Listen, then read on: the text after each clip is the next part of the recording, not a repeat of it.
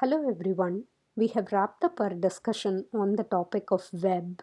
If you're interested in learning more about the internet, I would recommend you to enroll into CS640, which is Intro to Computer Networks course. We'll be covering the topic of databases in the next 3 lectures. Even if you do not use Python programming language as part of your future job, it is likely that you will encounter some form of a database. This is considered the most helpful topic covered as part of this course. I hope all of you find the topic of databases interesting and helpful. What exactly does a database enable us to achieve? Databases enable us to store and analyze tabular data. You might be wondering, haven't we been using CSV files for the same thing? The main difference between a CSV file and a database is that within a single database, we'll be able to store multiple table information. Recall that within a single CSV file, we can only store single table data. Let me outline the learning objectives for all 3 lectures covering the topic of databases. In today's lecture, we are going to learn to narrow down specific data of interest from a big table within a database. We'll be using the Pandas module extensively to write and run SQL queries. SQL or SQL is the abbreviation for Structured Query Language. We are going to learn SQL language as part of the next 3 lectures. In the next lecture, we are going to learn about summarizing data. Let's say that we are interested in counting the number of entries within a specific column as part of a table within a database, or say we want to compute min, max, or mean of column entries. Summarization is going to enable us to achieve all of those tasks. In the final lecture covering the topic of databases, we are going to get SQL query practice by going through worksheets. Let me briefly talk about what is not covered as part of the topic of databases in this course. We'll not be covering schema design. Schema is the term which describes the structure of a database. It provides information like what tables does a database have, what sort of columns do each of those tables have, what are the relationships between those columns. We will also not be learning about making changes to database data, which includes adding a new row or removing an existing row. Concurrency is the fancy term for simultaneous. Databases have to deal with concurrent write operations in order to provide good performance. We'll be covering some aspects of performance as part of the topic of databases. Again, the topic of performance is very vast for us to be able to cover that in 3 lectures. We'll not be talking about joins.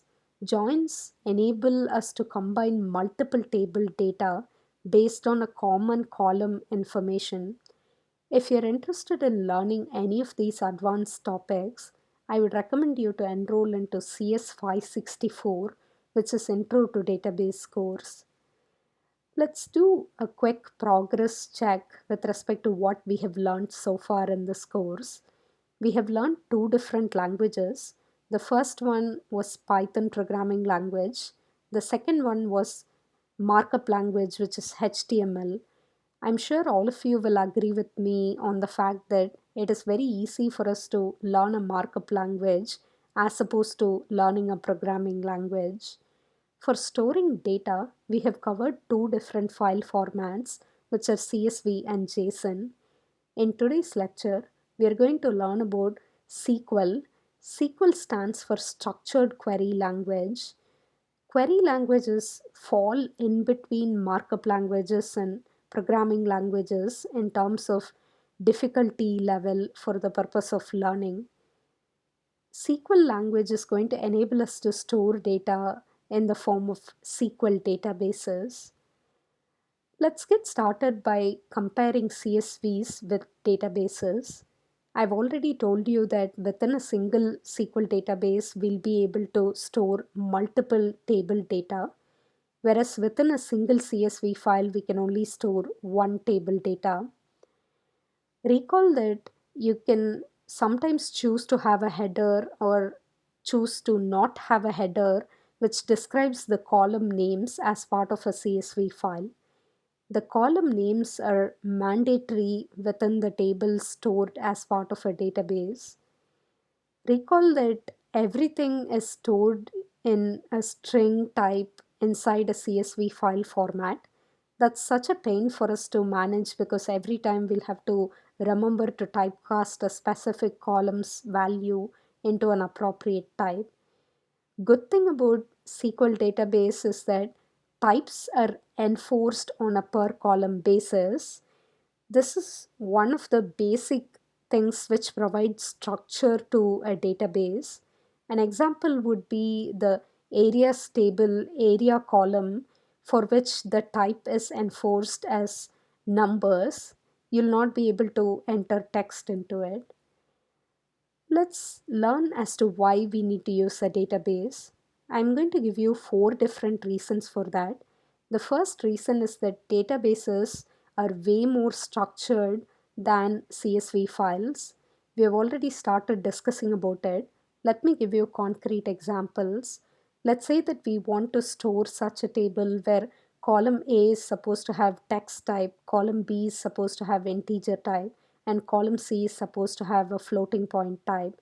We already know that all the column information is going to have string type when it comes to CSV file format. Doesn't a JSON file format allow us to store different types? It does do that, but we cannot enforce the types. Let me give you an example. I have a JSON file which is a list of dictionaries. Observe that the last key value pair within the first dictionary has the value as floating point type, whereas the last key value pair within the third dictionary has the value type as Boolean. Of course, we are also missing certain column information from the second dictionary over here. We cannot enforce that either. When it comes to a database, we'll be able to enforce both of this. Let's talk about reason number two, which has to do with concurrency. It's always okay for multiple programs to read data from a single CSV file or a single database. Reading is never problematic when it comes to concurrency. What causes trouble is concurrent write operations. If you're dealing with a regular file and two different programs are trying to write information into that file, you're going to end up with conflicts. With respect to databases, concurrent writes are totally allowed with respect to two different programs doing the write operations on a single database. You're not going to end up with a bunch of gibberish when program 1 and program 2 simultaneously write information. Databases have optimization to be able to handle concurrent writes. The third reason as to why we need to use a database is because we'll be able to write succinct queries. Let me give you an example. Let's say that you're trying to answer this question for a project which is asking which actor appeared in the most movies. Let's say that we have the movies information in a tabular format. I'm sure all of you know that you'll have to write a for loop to iterate over all of the movies and make use of a dictionary to keep track of the count of number of movies in which that particular actor has appeared, and then you'll have to figure out the solution to this question. That will easily take you 20s of lines of code. What databases will enable us to achieve is to write a succinct query, which is nothing but a question formulated in the SQL language, which is short for structured query language. The fourth reason is going to be about performance. Let's play an interesting game for that. We are going to pretend that we are a database. I have two different questions up on the screen here. Question 1 is asking how many people are 23 or younger. Question 2 is asking how many people scored 23 or less. I'm going to shortly show you this table where I'll be showing you the details for the age column and the score column. I want you to pause the lecture video after I show you the age column and then try to compute the answer for question 1. Take out your phone and time yourself with a timer while you're trying to answer each of these questions. Please pause the lecture video here and answer question 1. Please pause the lecture video here and try to determine the answer for question 2. Please pause the lecture video one more time and write a comment in the comment section answering which question took longer for you to answer. I'm sure all of you will agree with me that question 1 took longer. Why is that the case? That's because it's very easy for us to answer question 2 because the rows within this table are ordered based on the sorted ordering of the score column. It is sufficient for us to count until the Hollis row entry in order to be able to answer question 2. Whereas for answering question 1, we'll have to go through all of the rows in order to determine all of the people who have age less than 23.